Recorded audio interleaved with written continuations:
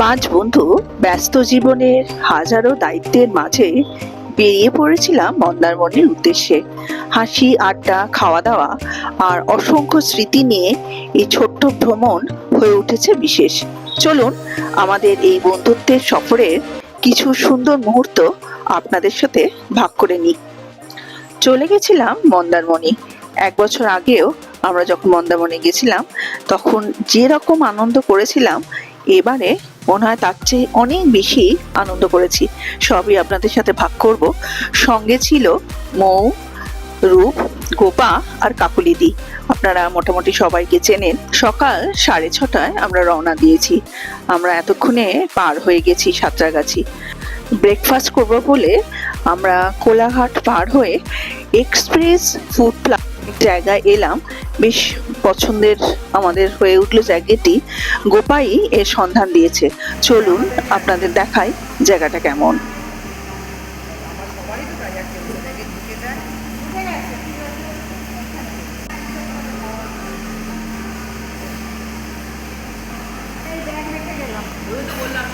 Express food প্লাজায় আমরা আগে কখনো আসিনি।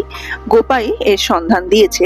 গোপার কথা মতো আমরা এসে এত স্যাটিসফাইড হলাম যে এখানকার খাওয়া দাওয়া যেমন ভালো, তুমি জায়গাটা আপনারা একটু দেখুন।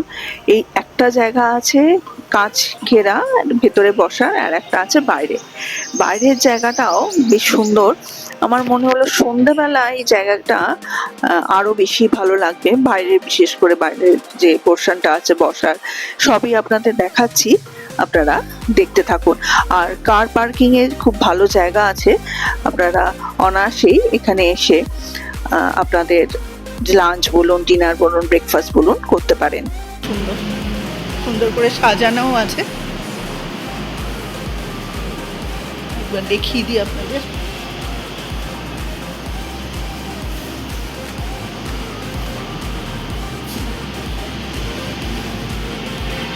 আর আমার মনে হয় সন্ধ্যেবেলা আরও ভালো লাগবে, লাইট ফাইট যখন জ্বলবে। এত সুন্দর করে সাজানো, একদম হাইয়ের ওপর। এটা হচ্ছে কাঁচের ওপাশটায় আমরা বসেছি, এটা হচ্ছে কাঁচের বাইরেটা। আর আমাদের গাড়ি পার্কিং ওখানে করা আছে দূরে। খুব সুন্দর। আমরা এখানে সব ফটো সেশন করলাম অংশ। আর আমরা এই ঢুকছি ভেতরে, বসে আছে। আমি সেটা ভাবছি। হাই, ওটাই বললাম, চিকেন লাড্ডু পাওয়া বউ ঠিক কর। আমি ঠিক করতে আমাদের এখন কি খাবো না খাবো সেই নিয়ে একটা চলছে। আমরা চিকেন স্যান্ডউইচ, আমি আর কাকুলিদি আর রূপ, আর গোপা খাচ্ছে আলুর পরোটা। এখন মৌ কিন্তু ঠিক করতে পারি। আমরা তিনজনে চিকেন চিজ গ্রিল স্যান্ডউইচ খাচ্ছি, আর এদিকে মৌ আর গোপা খাচ্ছে আলুর পরোটা। খাওয়া দাওয়া তো খুব ভালোই হলো। আমরা আস্তে আস্তে মন্দারমণিতেও ঢুকে পড়লাম। আমরা যে রিসর্টটায় ছিলাম সেটা অনেকটা দূরে ছিল, তাই যাওয়ার পথে সময়টা একটু বেশি লেগেছিল। তাতে কোনো ক্ষতি নেই। আমাদের রিসর্টটা বেশ ভালো লেগেছিল, সবই আপনাদের দেখাচ্ছি। কিন্তু একটা জিনিস খেয়াল করলাম যে এত রিসর্ট, এত হোটেল থাকা সত্ত্বেও নতুন নতুন নির্মীয়মান রিসর্ট এবং হোটেল আমাদের চোখে পড়লো। চলুন যাওয়া যাক আমরা যে রিসর্টে ছিলাম, অনুত্রি বিচ রিসর্ট। আমরা এই রিসর্টটিতেই ছিলাম। আমরা এসে গেছি, মোটামুটি পৌঁছলাম 12টা নাগাদ। রিসেপশনে যেতেই আমাদের জন্য এসে গেল ওয়েলকাম ড্রিঙ্কস। তারপর আমরা আমাদের ফর্মালিটিসগুলো সেরে ঘরে চলে গেলাম। চলুন দেখি ঘরটা কেমন দিয়েছে।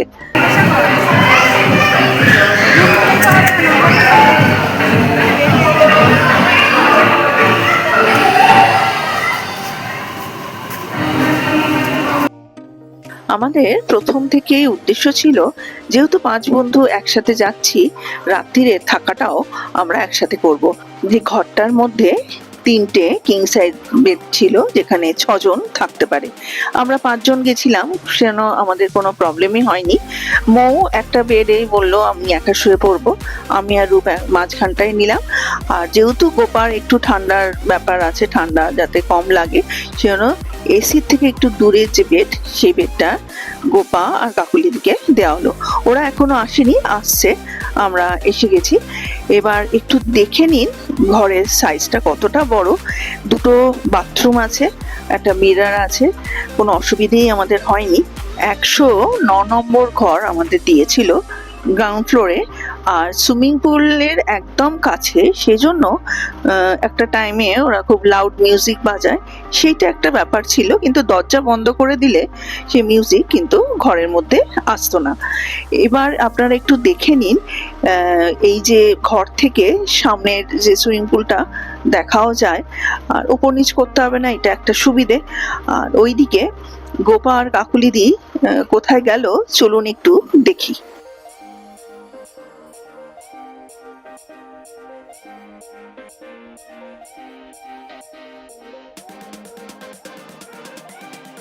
আমাদের সব লাগেজও চলে এলো, আর পেছন পেছন গোপা আর কাকুলিদিও চলে এলো।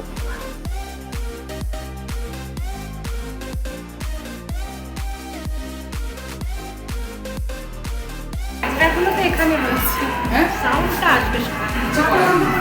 হ্যাঁ, দরজাটা বন্ধ করে দিন।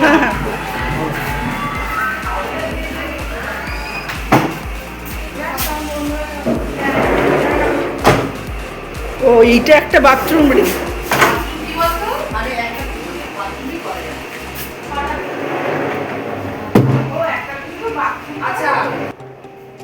ছোট বাথরুমটা তো আপনাদের দেখালাম, এইটা হচ্ছে বড় বাথরুম। এখানে বাথরুমটার সাইজটাও বেশ বড়, আর সব রকম আধুনিক সুবিধাও এই বাথরুমে আছে, দেখে নিন একবার।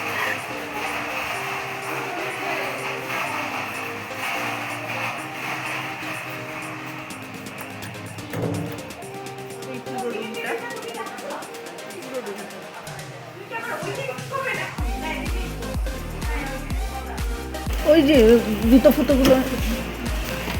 আচ্ছা, এবার আমাদের কোল্ড ড্রিঙ্কস ঢুকছে। অন্য কিছু ভাববেন না, কোল্ড ড্রিঙ্কসই দেখে নিন।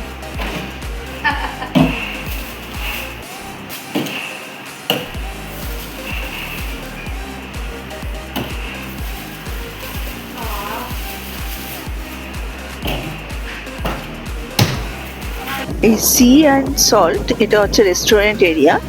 লাঞ্চের জন্য আমরা চলে এসেছি।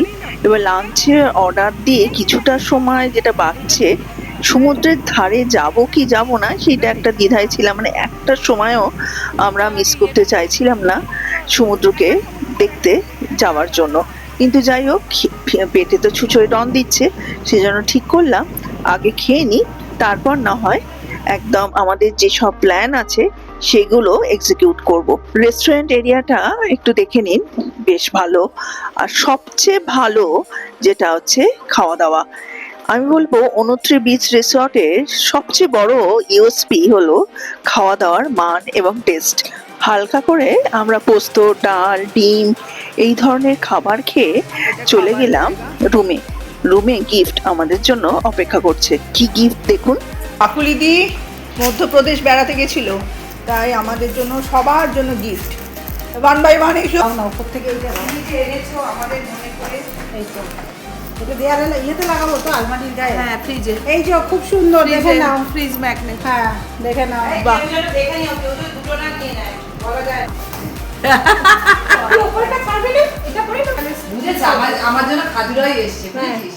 এই ওই যে ওকে দিয়ে। এই গোয়ালিয়র ফোর্টটা দেখা, এটা জয়বিলাস প্যালেস। এটা যা বিশাল, মানে স্কোয়ার প্যালেস কোথাও দেখিনি আমি, পুরো স্কোয়ার। ভেতরে একটা রূপোর ট্রেন আছে। তাই? হ্যাঁ, মাধবরাও সিন্ধিয়া রেল মিনিস্টার ছিলেন। হ্যাঁ, গোয়ালিয়রে তো মাধবরাও সিন্ধিয়া রেল মিনিস্টার ছিলেন না। এই যে আমরা খাজুরা হয়ে এসছে। শোন না, ডাইনিং টেবিলের মধ্যে এরকম পুরো ট্র্যাক করা আছে, ঠিক আছে? একটা রূপোর ট্রেন, ভেতরে মানে পেছনে সব ফটো, ওইটা সার্ভ করতে করতে করতে করতে চিন্তা করো এখনকার দিনেও এগুলো দেখা প্রাচুর্য এই যে মানে এরকম স্কোয়ার রাজবাড়ি কোথাও দেখিনি পুরো স্কোয়ার এই চল চল এই দুটো ওদের দুজনের ওই মধু আর এই যে দেখছেন আমরা সব শাড়ি পরে মাঠে নেমে পড়েছি, এইটা আমাদের প্ল্যানেরই অংশ। আমরা ঠিকই করেছিলাম, একদিন আসছি তো কি হয়েছে, সব রকম যে ইচ্ছে সেগুলো আমরা পূরণ করব। শাড়ি পরে সমুদ্র বিচে হাঁটা এবং ফটোশ্যুট, রিল বানানো, এগুলো আমাদের প্ল্যানের মধ্যে ছিল। এখন কটা বাজে বলতো? 3:30 বাজে। এই আমার ড্রেস কাকুলি একদম কাকুলি দিয়ে শুভ্র একেবারে, আমরা কালার কাকুলি দিয়ে একদম হোয়াইট আমাদের।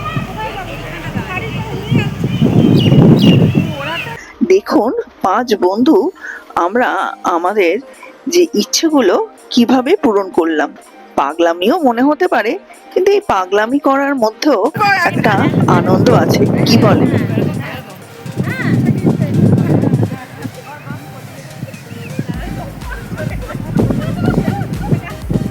এই রিসর্টের চারপাশটা একটু লক্ষ্য করুন, কি সুন্দর মনোরম পরিবেশ।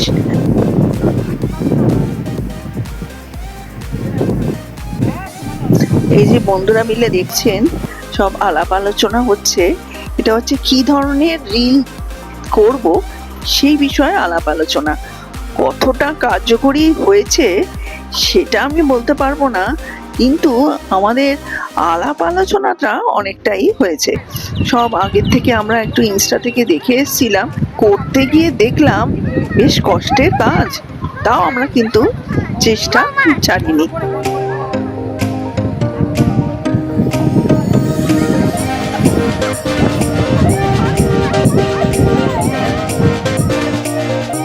রিল বানিয়ে আমরা হাঁটা মারলাম সমুদ্রের কাছে। সমুদ্র যে আমাদের ডাকছে, চারপাশটা কি সুন্দর শান্ত, শুধু সমুদ্রের গর্জনই শোনা যাচ্ছে। অন্যদিকে দেখলাম কিছু অটো দাঁড়িয়ে আছে।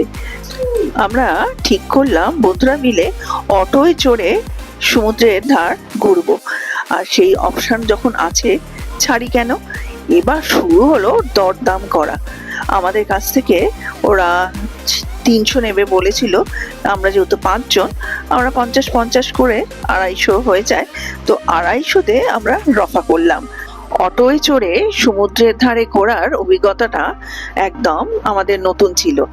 5 জন আমরা অটোতে কিভাবে উঠেছি বলি, সামনে একজন আর পেছনে দুজন করে 4 জন বসলাম। দারুণ লাগছিল, আপনারাও একটু দেখুন, এত ভালো লাগছিল। আর বিকেলে হিমেল হাওয়া, সমুদ্রের গর্জন, চারপাশে লোকজন ঘোরাঘুরি করছে, বেশ ভালো লাগলো। কিছুটা দূরে গিয়ে আমরা সমুদ্রে একটু পাও ঠেকালাম। একটা ছেলে একটা ইয়াং একটা ছেলে কি করে তলিয়ে গেল, তার সাথে মেয়েটা রিল মানে বানাচ্ছিল ছবি, সে এক সেকেন্ডে তাকে আর দেখতে পেল।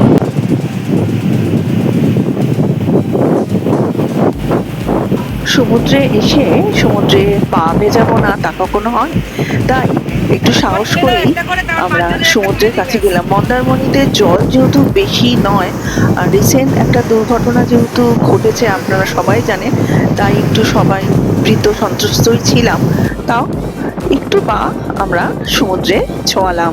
কিছুটা যেতেই আমরা ডাবের সন্ধান পেলাম, তাই ঠিক করলাম বন্ধুরা মিলে একটু ডাব খাই। গোপা যাচ্ছে ডাবের দরদাম করতে।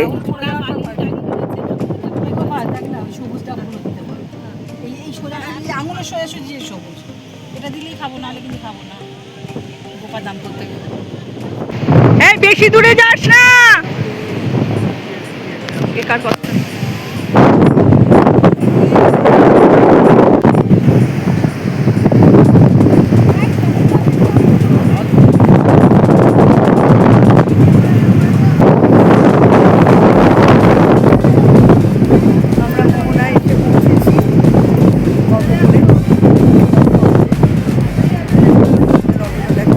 শাড়ি পরে একটা রিল বানানোর ইচ্ছে আমার অনেক দিনই ছিল, তাই বন্ধুদের সহায়তায় শাড়ি পরে একটা রিল বানিয়েই ফেললাম। জানি না কেমন হয়েছে, আপনারাই বলবেন। অনেক সুন্দর সুন্দর গান মাথায় ঘুরছিল, এই রিলটার সঙ্গে দেব, আবার কপিরাইটের সমস্যায় যদি পড়ি, অন্যরকম বলতে তাই বলছি। তাই আর সুন্দর গান দিয়ে রিলটা আপনাদের সাথে ভাগ করে নিতে পারলাম না।